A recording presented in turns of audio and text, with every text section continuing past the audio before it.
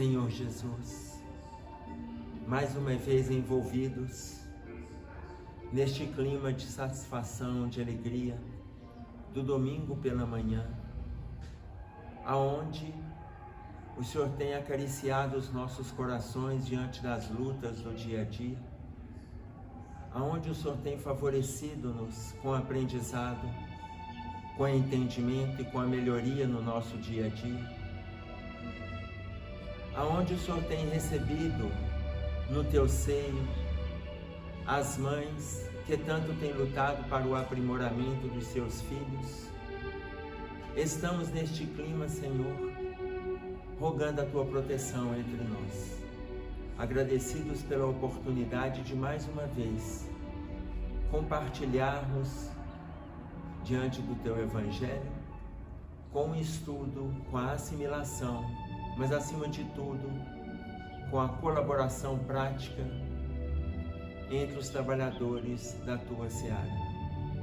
Rogamos, Senhor, que a tua paz esteja no nosso ambiente e que os nossos pensamentos estejam direcionados no dia de hoje, no Dia das Mães, para todas aquelas que acalentam seus filhos ou que choram seus filhos, mas que todas possam receber o conforto da tua presença, mas que esteja voltado também os nossos pensamentos para a necessidade da modificação do nosso estado íntimo diante das situações que a vida nos propõe. Fique conosco, que assim seja.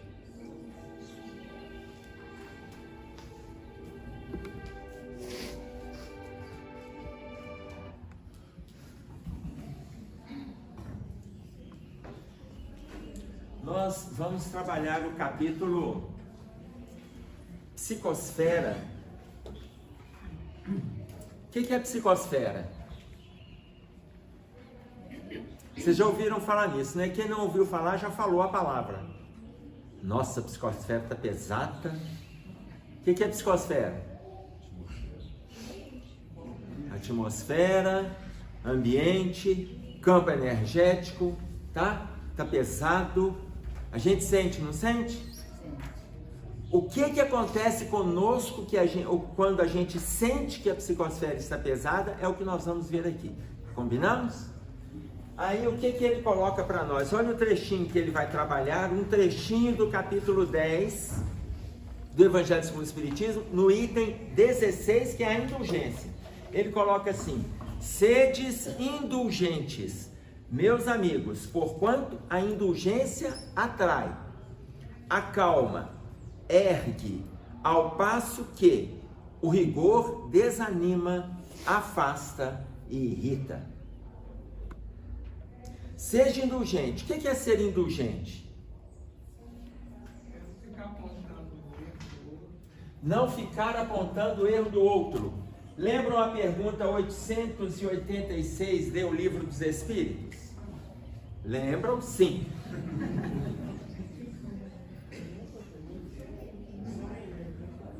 Qual o verdadeiro sentido da palavra caridade como a entendia Jesus? Lembraram? Nem eu contando? Lembraram a pergunta? Qual o verdadeiro sentido da palavra caridade como a entendia Jesus? Ele coloca para nós que é necessário a gente acionar o BIP. O que é BIP? Benevolência para com todos, indulgência para com as imperfeições alheias e perdão das ofensas. O texto vai ficar preso na indulgência, mas olha a orientação. Como que Jesus entendia o verdadeiro sentido da palavra caridade? Benevolência para com todos, ou seja, bom para todo mundo. Seja bom para todo mundo. Seja indulgente para com as imperfeições alheias, ou seja, não tenha rigor, não tenha rigidez para com as imperfeições alheias. Não tenha. Mas é costume nosso fazer o quê? Termos rigor com o outro e flexibilizarmos conosco. Então ele pede para a gente ser indulgente para com o outro e perdoar as ofensas, quaisquer que sejam. Perdoar as ofensas. Tá claro esse trechinho? Tanto que a introdução ele coloca exatamente isso. Sobre a importância da indulgência, por quê? Porque indulgência é indulto, indulgência é clemência. Indulgência é clemência.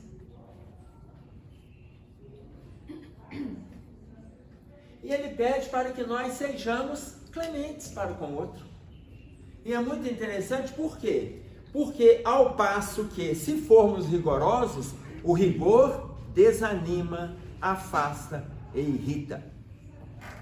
O rigor, se a gente trouxer na colocação que o Hamed faz para a gente no livro As Dores da Alma, ele coloca como rigidez. Rigidez. Oh, gente, a rigidez é um estado terrível de alma. A gente não ceder, a gente não escutar o outro. É um estado terrível. Mas a gente só percebe a gravidade da rigidez quando a gente entra em contato com a dor diante da rigidez. Sem ter o contato, a gente não tem essa percepção. Vou pegar um exemplo. Eu estava no ano passado, estávamos com meu irmão biológico, 2 anos mais velho que eu. Ele teve um problema intestinal e nós o internamos. E aí eu fiquei acompanhando a internação dele. Depois de 2, 3 dias que ele estava internado, ele foi submetido a uma cirurgia. Depois dele ser submetido à cirurgia, fez uma intervenção intestinal, ele saiu direto do bloco para a enfermaria. Ele não passou pelo CTI, pelo estado de saúde boa que ele tinha.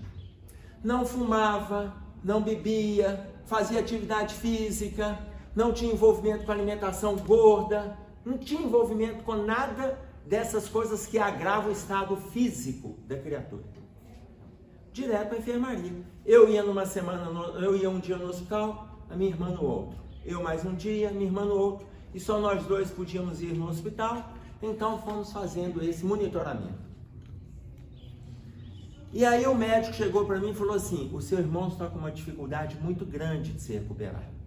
Quando a gente conversava com ele, ele falou: eu tô ótimo, tô querendo sair daqui, já tô querendo ir embora.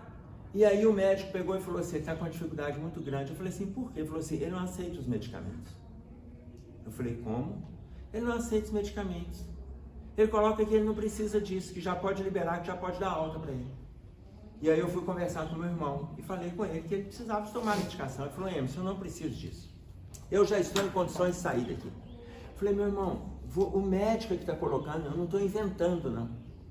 E ele continuou contestando, ou seja, posicionamento rígido. Mais um dia, 2 dias, 3 dias, o médico falou para mim assim: eu vou ter que transferir o seu irmão para o CTI. A saúde dele é muito boa, mas o quadro dele está se agravando acentuadamente. E eu vou te falar uma outra coisa: o seu irmão vai morrer. Eu falei assim: vai? Ele falou assim: vai. Eu vou transferi-lo para o CTI.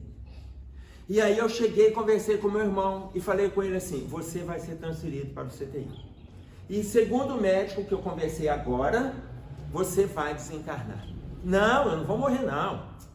Eu tô querendo é sair daqui, eu quero que você me ajude, eu preciso sair daqui, Emerson. Me ajuda lá, assina minha alta, conversa com eles, eu preciso sair daqui. Enquanto você não se adaptar às medicações, você não sai. Você está apresentando o estado de lucidez, mas internamente você não está bem. E aí ele colocou para mim: eu sei que eu estou bem. Fala, conversa com o médico para mim. Eu falei assim: você vai morrer. Embora você tenha estudado conosco até a adolescência sobre a doutrina espírita e depois largou a doutrina, isso não invalida que a doutrina existe e o conhecimento que a doutrina trouxe para nós está aí dentro de você. Isso não invalida e você vai morrer. Emerson, eu não vou morrer. Saí, despedi dele, fui embora para o consultório. Cheguei à tarde, o médico me liga, conseguimos a vaga para ele no CTI. Voltei, continuei acompanhando o CTI. Aí eu pedi minha irmã para não ir, que eu já tinha tomado a primeira dose da vacina, isso foi agora, né? Ano passado, no Covid. Deixei eu ir no CTI.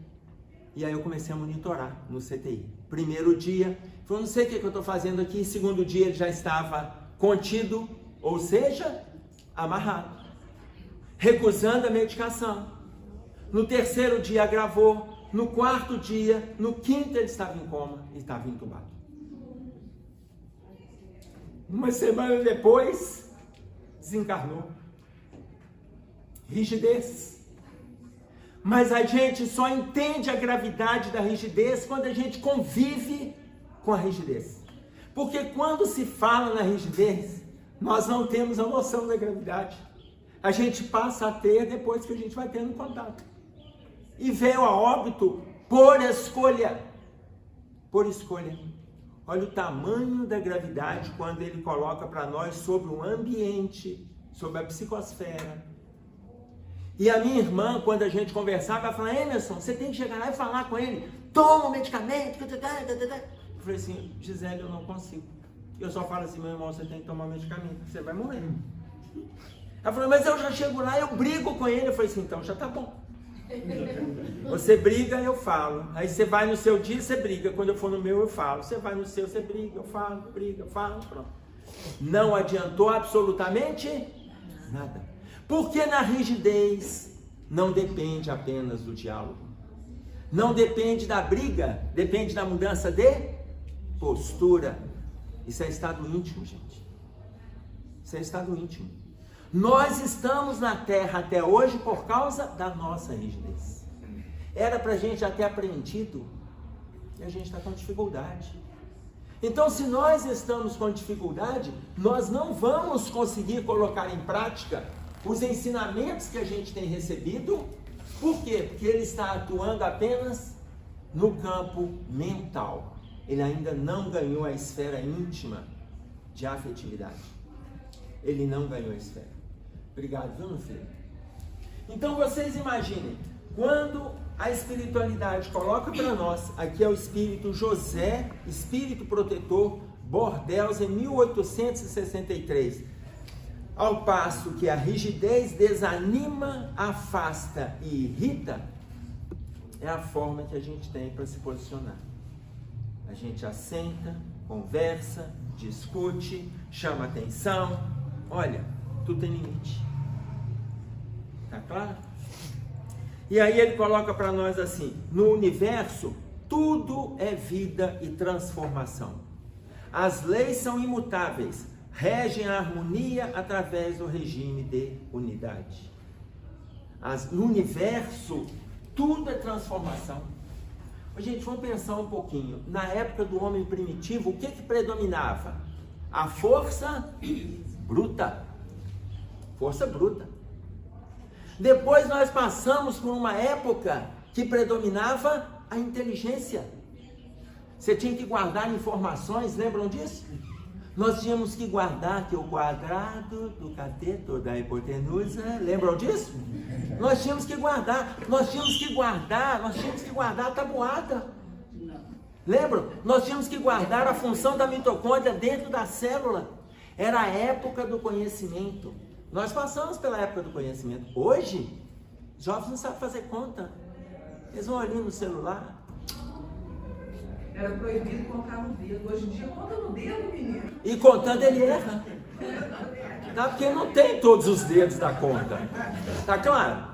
Então, você imagina, nós tínhamos que saber relevo da Rússia. Nós tínhamos que saber a capital de Mongol, de Nepal. Lembram? Isso era decorado. Época do conhecimento. Hoje não é época do conhecimento. Agora, entramos numa outra época, que é a época do dinheiro.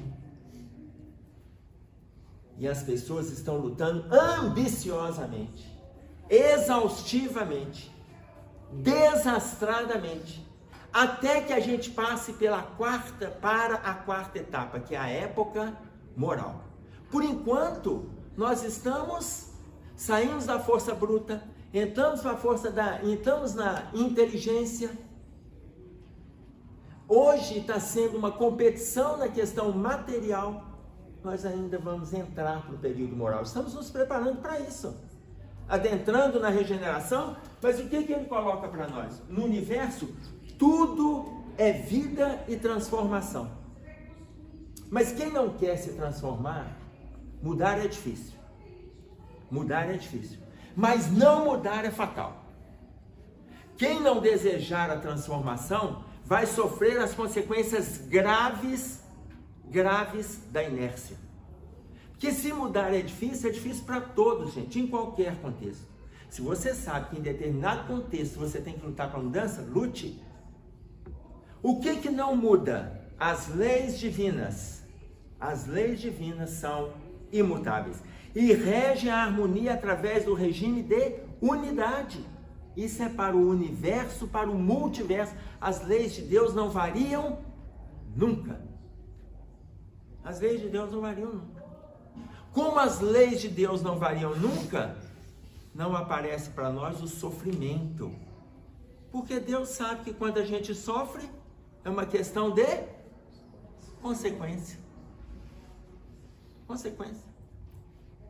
O sofrimento pode ser agravado? Pode. Pode ser. Como diz para nós Carlos Drummond de Andrade, a dor é inevitável. O sofrimento, opcional. A dor é inevitável, o sofrimento é opcional. O sofrimento tem para todos. Eu posso agravar o sofrimento ou não. Isso é opcional. E a dor? Todo mundo vai ter. Essa todo mundo vai ter. O sofrimento eu posso escolher. Ele é inevitável porque ele existe no plano físico. Ele existe. Eu posso agravar o sofrimento, eu posso aliviar o sofrimento e eu posso nem sofrer entendendo as consequências da lei. Está claro isso para todos? Aí ele coloca para nós: o estudo da formação das psicosferas explica-nos a razão de muitas sensações e incômodos. A psicosfera explica para a gente, a razão das sensações e incômodos claramente percebido pelas criaturas na rotina dos seus afazeres, junto aos ambientes da convivência social. Olha o que é isso. Quando ele fala que a gente percebe o ambiente, ele vai colocar várias situações que todos nós já passamos. Olha bem, enxaquecas repentinas, náuseas, falta de oxigenação. Vamos fazer o seguinte, eu vou lendo isso aqui, vocês vão só levantando a mão e fica com a mão levantada quem já teve. Não é para baixar a mão não, só para eu saber se até o final do estudo eu já peguei todo mundo, até o final do parágrafo. Vai levantando a mão, olha bem. Enxaqueca repentina, náusea, falta de oxigenação, tontura, alterações de humor instantânea, olha a alteração de humor instantânea, alterações do bem-estar íntimo sem razão plausível, irritação ocasional sem motivo, indisposição contra alguém sem uma justificativa. Já vai até ficar em pé, né? Sentimento de agressividade, ansiedade, tristeza súbita, indisposição, levanta, atingiu todo mundo ou tem alguém que ficou sem? Deixa eu ver, levanta a mão. Tá ótimo. Faltou dedo, né? Tá ótimo. Então pode abaixar. Olha o que ele coloca. Eis aí alguns possíveis episódios que podem ter origem na natureza psíquica dos ambientes. Natureza psíquica dos ambientes significa psicosfera. Esses são alguns dos episódios que pode acontecer com a criatura em função do ambiente que ela esteja frequentando, em função do contato que ela esteja estabelecendo. Emerson, mas então a gente não pode andar em lugar nenhum. É verdade. É isso mesmo. Se você não tiver vigilância, você não pode andar em lugar nenhum. Mas se você tiver vigilância, você transita nos lugares. Então depende como você está utilizando o seu relacionamento de autoconhecimento, o seu relacionamento de aprendizado, o seu relacionamento social com a criatura em cima daquilo que você aprende. Porque se nós nos prendermos a esse trecho aqui, nós vamos passar mal todos os dias, o dia inteiro. Todos os dias, o dia inteiro. E aí ele coloca assim: nesse sentido, faz-se necessário destacar que a palavra mal conduzida, olha a questão da sintonia. A palavra mal conduzida tem sido uma das mais frequentes formas de fragilizar o nosso sossego interior. Palavra mal conduzida. O que é a palavra mal conduzida? Principalmente falar sem pensar, né? Falar sem pensar, o que mais? Usar do ímpeto. Às vezes falar de uma forma que agride as pessoas. Falar da forma que agride. Você imagina que nós usamos essa frase. Nossa, desculpa, falei sem pensar. Gente, olha, de cara, é mentira. É mentira. Não tem jeito de falar sem pensar, gente. Não tem jeito. Sabe por que não tem jeito? Quantos pensamentos nós temos por dia? Não. Quantos? Eu já contei. Eu já contei para vocês. Ah, entendeu? Eu já contei para vocês. Quantos pensamentos nós temos por dia? 80? É pouco. 80 mil, uma coisa assim, 60, 80 mil. Eu acho que é 95 mil. Eu vou ver esse nome. Pensamentos por dia. Nós temos aproximadamente 60 mil pensamentos por dia, podendo chegar até 100 mil pensamentos por dia. Se nós temos, Joana de Ângeles coloca para nós que nós temos em média 60 mil pensamentos por dia, podendo chegar até 100 mil pensamentos por dia, conforme coloca para nós o escrito de João Lúcio. Imaginem vocês, como é que eu consigo falar mais rápido do que o que eu pensei? Falei sem pensar. Gente, tem jeito não. Eu pensei.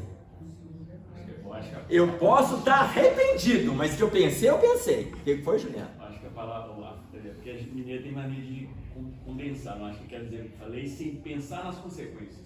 Ah, pode ser, isso, agora sim. Falei sem pensar nas consequências, falei sem pensar na gravidade, falei sem pensar que eu estava te agredindo, falei sem pensar. Sem querer.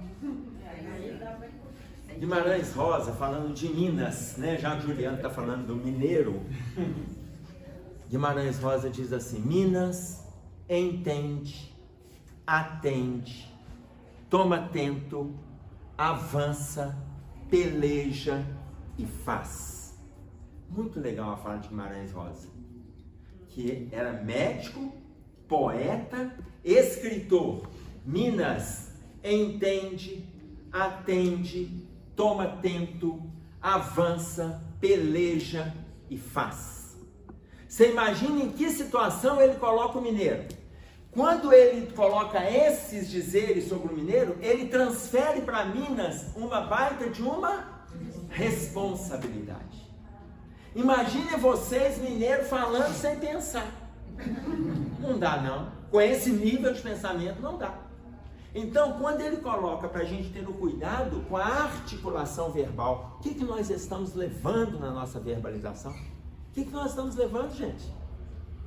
Tá claro isso para todos? Imaginem vocês.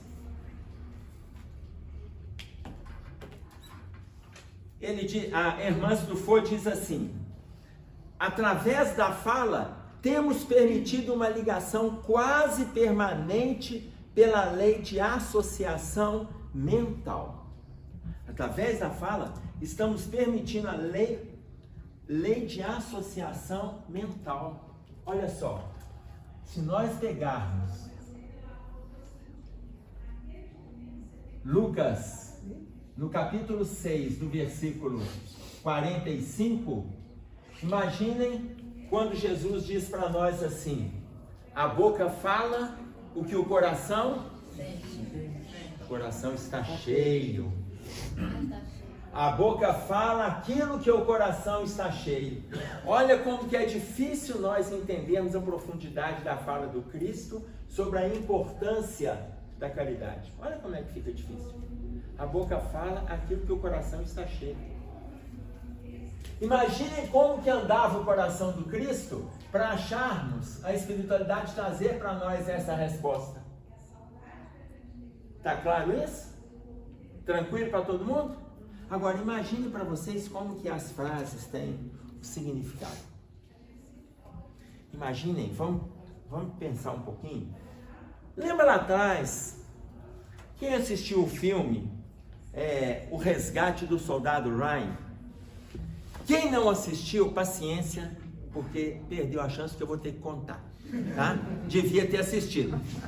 Não assistiu, paciência. O filme foi lançado no ano de 98 por Steven Spielberg. Então, imaginem vocês, a história geral do filme. Eram 4 irmãos que estavam indo para a guerra, tá? E deixaram a mãe. Só que 3 irmãos de Ryan, soldado James Ryan, os 3 irmãos morreram na guerra. Ela acontece numa chegada da tropa em Normandia em 6 de junho de 1944. A programação do Steven Spielberg é exatamente nessa época, na Segunda Guerra Mundial. Como os 3 irmãos tinham morrido, na educação americana, tem que buscar o outro para aquela mãe não ficar sozinha. E aí, o general Marshall, ele programa uma tropa para ir atrás do soldado Ryan. Achar o soldado Ryan nos dias de hoje está mais fácil com o advento do celular, mas naquela época não tinha, gente. 1944, programa uma tropa para ir atrás. Essa tropa, o general Marshall pega o capitão que vai fazer, capitão Miller, que vai fazer o Tom Hanks, um grande ator, Tom Hanks, e vai atrás do soldado Ryan. Só que enquanto ele vai atrás do soldado Ryan, outros vão morrendo pelo caminho, que estão atrás do soldado.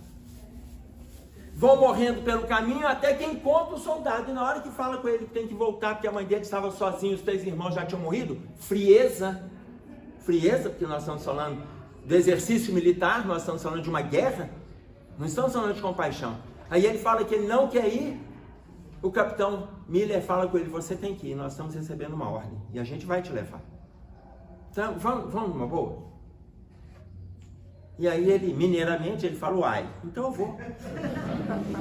Então você imagina, o soldado Ryan vai, outros continuam morrendo no caminho, enfim, aonde que eu quero chegar? Na hora que o capitão sofre um acidente, o tanque vem na direção do capitão, ele tira o revólver dele e começa a atirar contra o tanque, contra o que não faz a menor diferença.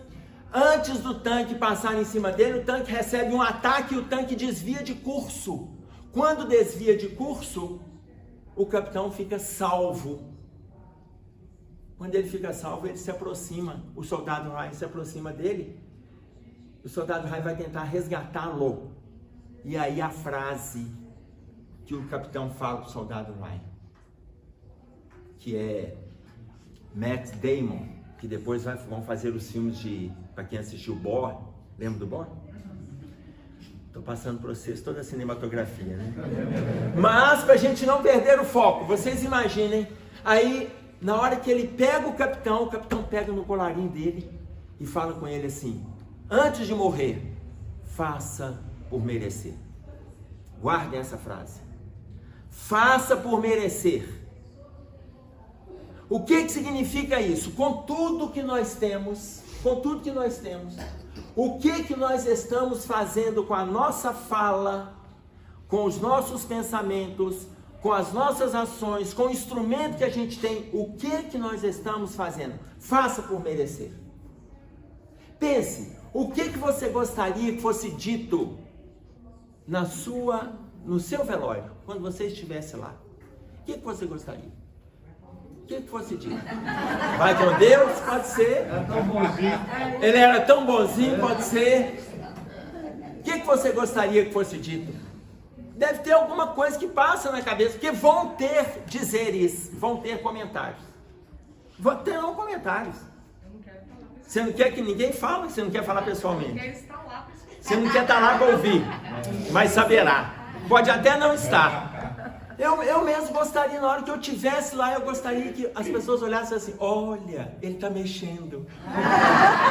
Vai ser uma beleza só, eu já pulo de lá, porque veja, é uma fala, vai ser tão interessante se me ver mexendo, que eu já pulo dali mesmo, gente, foi só uma farsa. Vamos continuar que a nossa luta está na terra. Tá claro? Vocês imaginem qual que é o nosso projeto. Por que eu estou colocando? Eu estou falando só um trechinho, faça por merecer.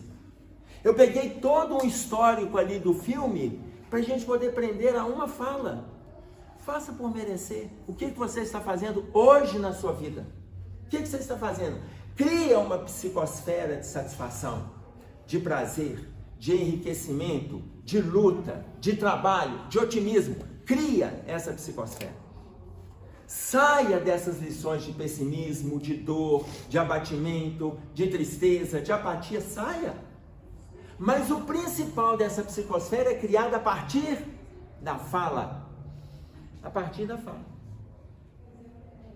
Então, quando a irmã Dufour chama a nossa atenção para a importância da fala, lá na frente ela diz assim: o homem na terra encontra-se tão habituado a denegrir o outro que não é capaz de avaliar o mal que faz a si mesmo com essa atitude.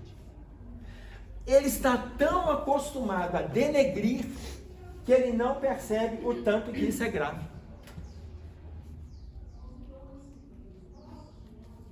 Você imagina, isso se tornou um hábito. Se tornou um hábito.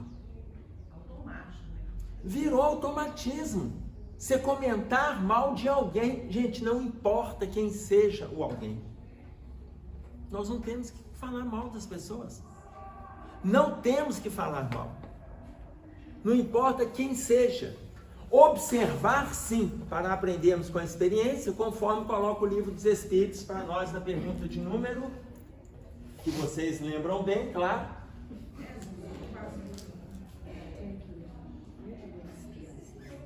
(903). 903. Veja, o livro dos Espíritos coloca para nós que nós podemos observar o mal do outro para aprender com a experiência. Entretanto, ele coloca, o que acontece, esse pedacinho é muito interessante, ele fala assim, o que acontece raras vezes. Raras vezes a gente aprende com a experiência do outro. Sabe por que nós temos dificuldades de aprender com a experiência do outro? Porque nós achamos que com a gente vai ser diferente. Imaginem vocês que essa mesa aqui, esse espaço aqui, é uma armadilha. Eu estou do lado de cá. Do lado de lá tem um tigre. O tigre, ele vem atrás de mim, que sou a presa. Ele vem atrás de mim. Quando ele cair na armadilha, ele vai sair, olha o instinto. Ele vai lutar para sair da armadilha pelo mesmo lugar de onde ele caiu. E quando ele cair, ele dá a volta, ele vai embora. Ele não... O tigre, gente, ele não toma distância. Ah, quer dizer, né? Vou tomar distância aqui que eu vou pegar o Emerson agora do outro lado. Ele não toma distância. Nós estamos andando. Aí a gente cai na armadilha. É teatro. A gente vai sair. Não é teatro, não é teatro não. Caiu mesmo na armadilha. A gente sai da armadilha. Qual que é a nossa tendência? Eu vou tentar, porque agora eu sei onde eu errei. Eu vou tentar de novo. Aí agora eu vou tomar distância. Eu vou tomar distância e vou sair. Ô, gente, por que nós caímos no mesmo erro várias vezes? Inúmeras, isso não significa que a gente não deva tentar de novo, não disse isso. Eu disse que a gente tem que avaliar usando o nosso discernimento. Avalia. Tem caminhos que a gente está fazendo que a gente já sabe que ele é negativo. Tem assuntos que a gente está envolvido que já sabe que no final do dia você está com a mente pesada. Avalia. Você imagina quantas vezes a gente já fez essa colocação? de que nós podemos avaliar e mudar de posicionamento. Significa o quê? Faz melhor. Faz melhor. Faz o melhor que você puder, enquanto você não tem condições de fazer melhor ainda aquilo que você se dispôs a fazer. Faz o melhor que você puder, aliás, vamos colocar de outra forma, faz o melhor que você puder, enquanto você não tem condições melhores de fazer melhor ainda aquilo que você se dispôs a fazer. Faz o melhor que você puder. Por quê? Porque a consciência fica tranquila. Você cria em torno de você um ambiente sadio. Você cria uma psicosfera saudável. As pessoas que se aproximam de você, elas se aproximam por causa do seu abraço. Se aproximam por causa do seu sorriso. Se aproximam por causa do seu otimismo. Mas não tem aquelas pessoas que a gente encontra, nossa, fulano tá ali, eu vou ter que passar por ele. Tem ou não tem? O Raul Teixeira fala assim, tem hora que você vê a pessoa vindo de lá, você já atravessa a rua, e do outro lado da rua você fala assim, ai! Aí a pessoa faz, ai! Porque se você tiver a condição de aproximar dela e tiver a infeliz ideia de fazer a pergunta, como vai? Ele te conta. Aí ele te conta. Então, às vezes, você tem que passar longe. Por quê? Porque aquela criatura vai vir com toda uma rede. Aliás, ela usa o termo para nós, uma teia. Ela dá exemplo dos aracnídeos, e ela vem com aquela teia de informações, enchendo o seu estado íntimo, assolando a sua alma, e se você estiver invigilante, você cai nas malhas que ela estiver trilhando para você. Tá claro isso? Tem dúvida?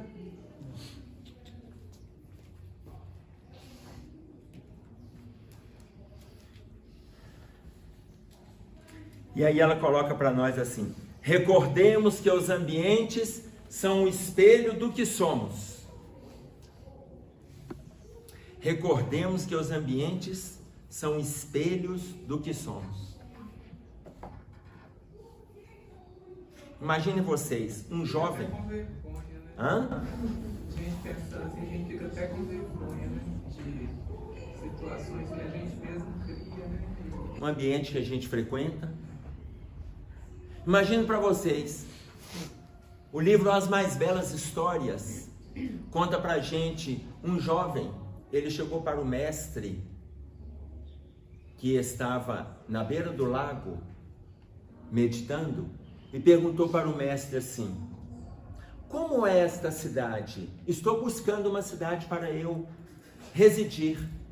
Então, como que é essa cidade? Como são as pessoas dessa cidade? E aí o mestre perguntou para ele assim: como são as pessoas da cidade de onde você veio? Ah, mas lá as pessoas são boas.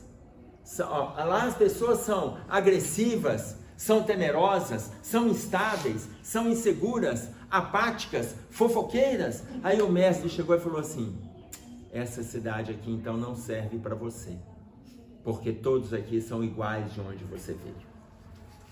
E aí o jovem chegou à conclusão: se o senhor está me dizendo, foi embora.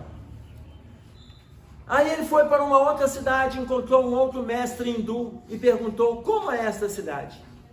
O mestre olhou para ele e falou assim: qual é a cidade que o senhor está procurando?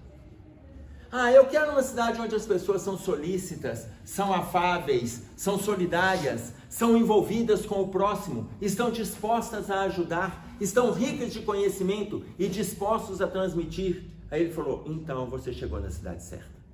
Aqui você tem essas pessoas. E você aqui vai ter uma vida feliz. Porque na realidade, o que nós entendemos da história? O que nós estamos buscando. E não o que eu estou observando.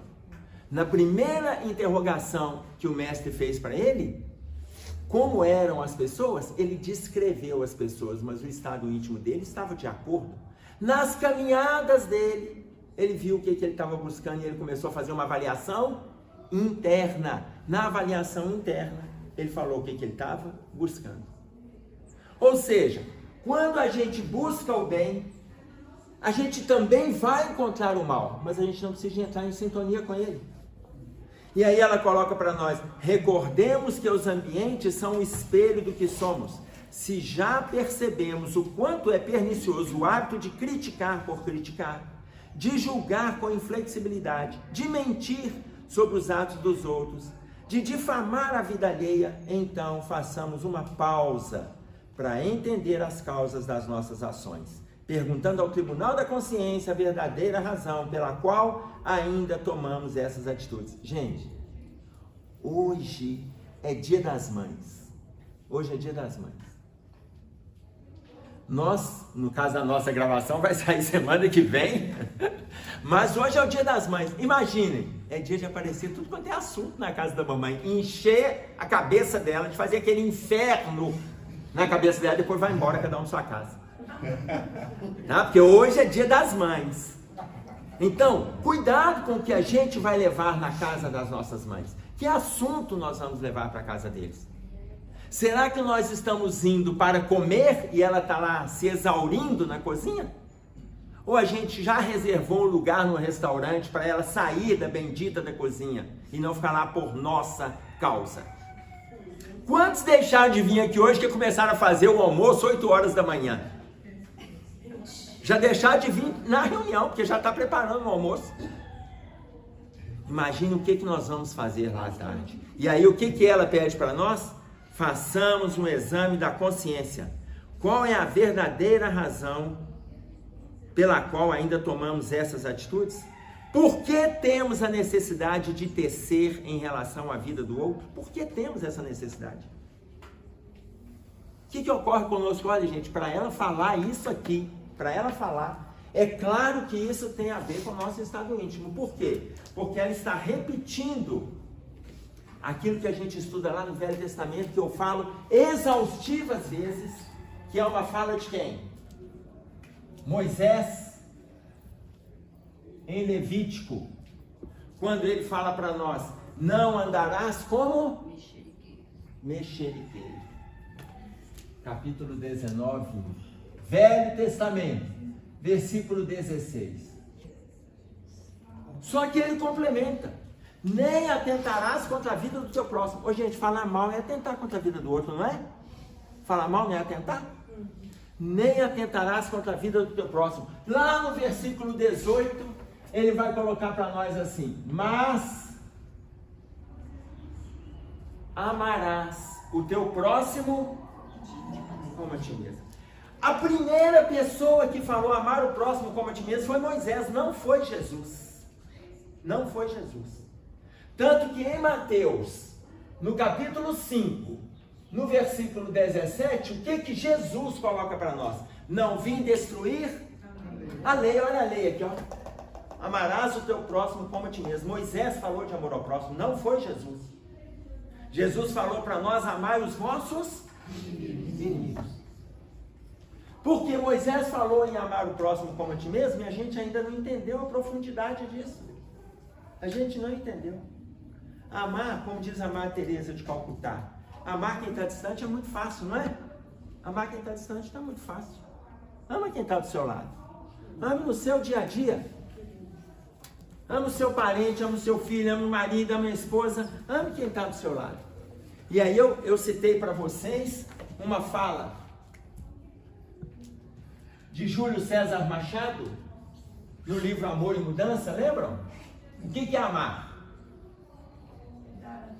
Amar é dar atenção. Amar é dar atenção. Ele coloca que é o significado mais simples que ele achou da palavra amar. Dar atenção. Dar atenção para as pessoas.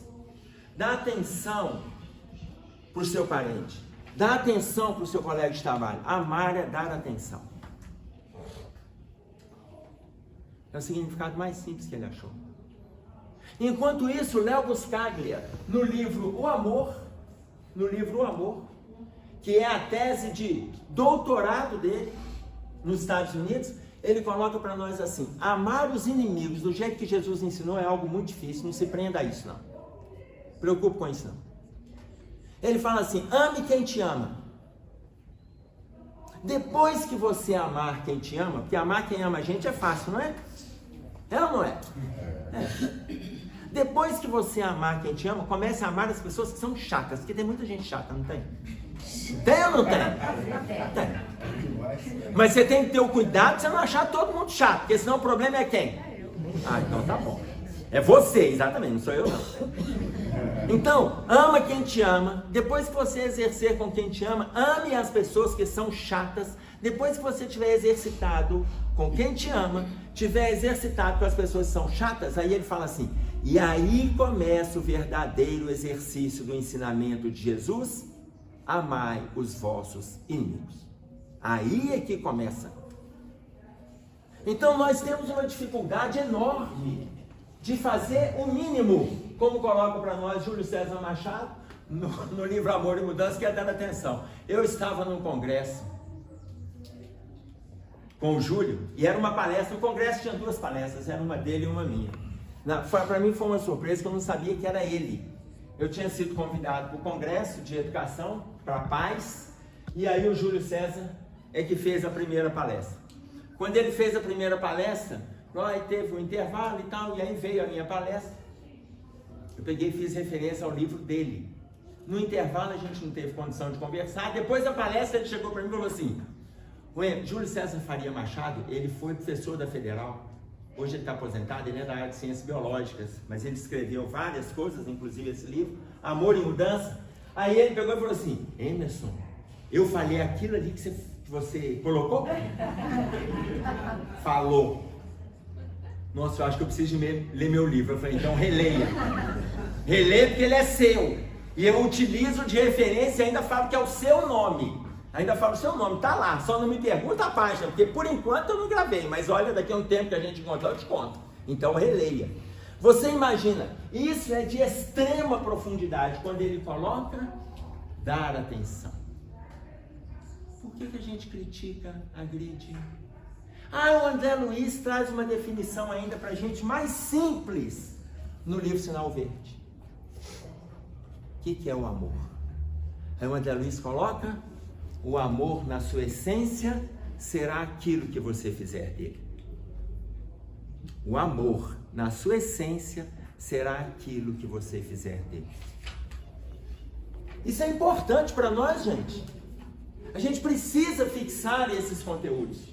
Por quê? Porque enquanto Júlio César coloca para nós de forma generalizada para todas as relações, enquanto Jesus fala da importância de amar os vossos inimigos, Moisés coloca amar o próximo como a ti mesmo, André Luiz fala que o amor na sua essência é aquilo que você fizer dele. Você pode fazer dele um instrumento construtivo, você pode fazer dele um instrumento prejudicial. É o amor vicioso, é o amor doentio, que será transformado, ou seja, vai ser formado novamente. Tá claro? Como é que é o nome do livro do Júlio César? Amor e Mudança. Amor e Mudança. Então a pergunta que ela faz é, por que temos essas necessidades? Por que alguém é sempre alvo dos nossos comentários deprimentes? Por que a gente sente a necessidade de falar mal de alguém?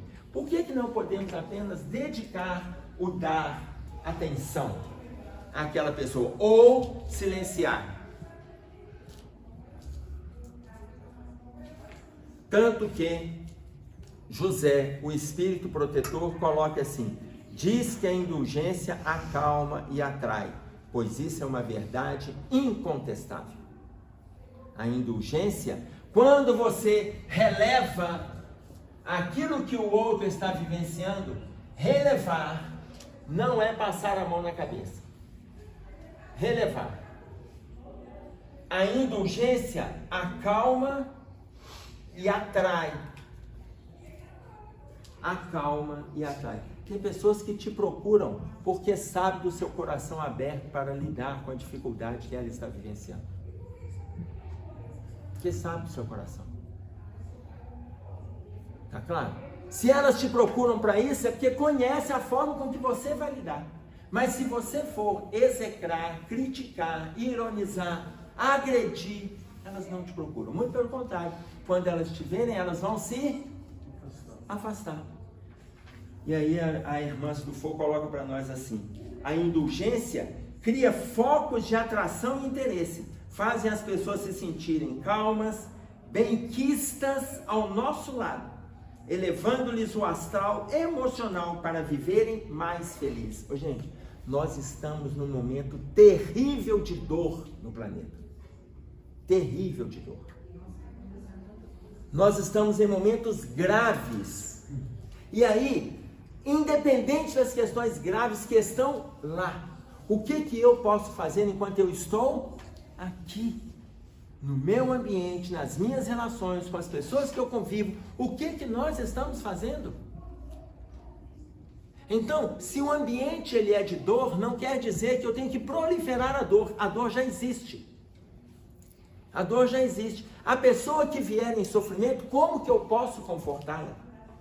Independente de qualquer dificuldade que ela vai trazer para mim. Independente. O que eu posso fazer para aliviar?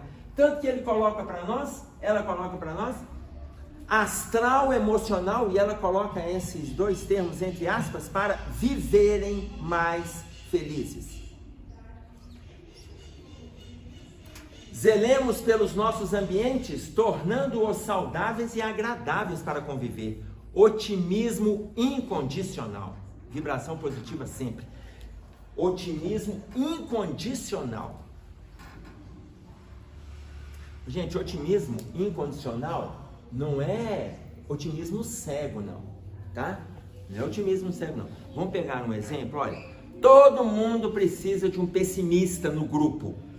Todo mundo precisa, gente. Você tem um pessimista no grupo, na família, é bom você ter um pessimista. Mas só um. Ninguém aguenta mais de um. Um é o suficiente. Tenha um pessimista no grupo com você, é ótimo. Vocês lembram daquele desenho animado da nossa época, uma boa parte que é da nossa época? Ó vida. Lembram da Iana Hard? Ó vida, ó céus, ó azar. Não, fala de novo. Ó vida, ó céus, ó azar. Ô, gente, qual era o melhor amigo da hiena? O leão, que na vida real é inimigo. Na vida real, tudo que o leão quer é uma hiena. Tá claro? Para ele devorar. Mas, no desenho animado, o melhor amigo é o leão. E o leão é um otimismo admirável. Mas precisa do pessimista, não precisa? O leão estava lá no barco, a vela no mar. A hiena chega e fala: nós não vamos chegar lá, a gente vai morrer afogado. O leão fala: calma, Hard, nós vamos chegar, Hard. E quanto mais a hiena falava contra, mais ele trabalhava para o otimismo, para chegar. E não é que chegava? Mas a gente precisa de um pessimista no grupo. Por quê? Ele te dá a direção. O pessimista fala assim: isso aqui não vai dar certo não. Aí você, otimista, não, mas vai. Mas só que ele te fala que não vai dar certo. E ele te fala o porquê. E aí você começa a estudar os projetos de como vai. Por quê? Porque ele está vendo erros. Às vezes, se o seu otimismo for cego, às vezes você não dá conta de ver aquilo que o pessimista está vendo. Mas você só pode ter um pessimista, gente, que é exaustivo. Você ter só gente pessimista em torno de você é cansativo, não dá. Mas tenha um, que na hora que ele falar isso aqui não vai dar certo, em vez de você xingar, você pergunta para ele: por que você acha que não vai dar certo? Sabe por quê? Porque você não pensou nisso. Falou: beleza, então eu vou pensar. Agradece a ele e começa o seu projeto, sua luta. Por quê? Porque você é o leão. Na vida real, o leão vai devorar a hiena. Sabe por quê? A gente volta aqui lá no iniciozinho, quando as leis imutáveis regem a harmonia através do regime de unidade. Na vida real, a transformação vai acontecer. Um leão jamais vai ser vegetariano. Ele precisa de uma hiena. Jamais vai ser vegetariano. Tá claro? Vocês não vão encontrar um leão vegetariano. Tá? Leão não vai se tornar vegano nunca. Só no Madagascar, né? Só no Madagascar. Só ali. Você imagina. Mas qual é o momento de devorar a hiena? Porque tem horas também que não. Não, mas no desenho animado você pode ser otimista como leão. Mas tem uma hiena no grupo. Tem uma hiena no grupo. Tá claro? É importante o pessimista para ele te dar o norte. Mas não significa que o norte seja a direção, porque o pessimista, ele está te dando um norte. O norte que ele está te dando não é a direção é aquela que você vai dar na sua vida. No seu trabalho, no seu relacionamento, na sua conduta, nas suas relações sociais, nas suas relações profissionais, nas relações acadêmicas. Este é o norte. Porque esse é o otimismo. Se a gente ficar preso a situações pessimistas, nós não conseguiremos fazer um ambiente de psicosfera. O momento da Terra já é de dor. Mas eu não preciso de entrar no mesmo vitimismo que o planeta está apresentando, é que muitas pessoas estão apresentando também em função do agravamento daquilo que já existe. Eu não preciso. Eu posso muito bem compactuar com as situações do positivismo que o mundo apresenta para nós. Eu posso compactuar. Tá claro isso? Nós temos que tirar essa ideia de que alguns falam, né? Que Darwin disse para nós que o mundo é dos mais fortes. Gente, eu já li muito Darwin, não tem nada do mundo ser dos mais fortes. Ele fala que vencerá aquele que está mais apto. Porque na realidade, se o mundo fosse dos mais fortes, nós seríamos dinossauros até hoje no planeta. Não tem ninguém mais forte do que eles. Mas ele fala que sobreviverá aquele que for mais apto. Nós estamos colocando criar uma psicosfera positiva em torno de você e em torno dos que estão em torno de você. Crie a psicosfera. Faça em seu favor. Ficou dúvida? Bom, então era isso. Eu espero que não tenha trazido desânimo para vocês. Muito pelo contrário. Tá certo? Psicosfera positiva para nós. Nós vamos fazer a nossa prece para a gente encerrar?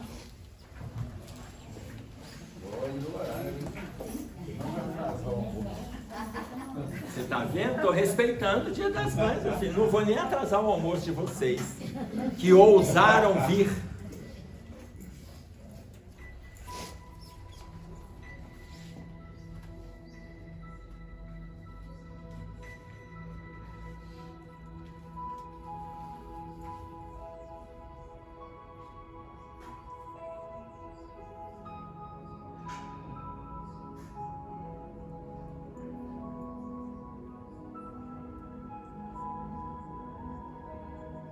Pai nosso que estás nos céus, santificado seja o teu nome.